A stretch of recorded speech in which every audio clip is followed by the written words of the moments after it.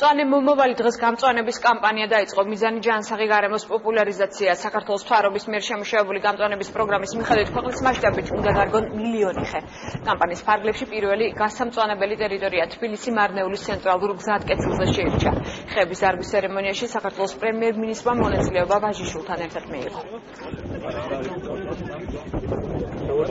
დავიწყეთ ძალიან საინტერესო პროგრამა. ეს არის გამწვანების პროგრამა, რომელსაც ქვია მწვანე მომავალი. დღეს ასევე არის ტყის საერთაშორისო დღე და სიმბოლურად დავამტკივეთ ამ დღეს სწორედ ამ პროგრამის ჩაშვება.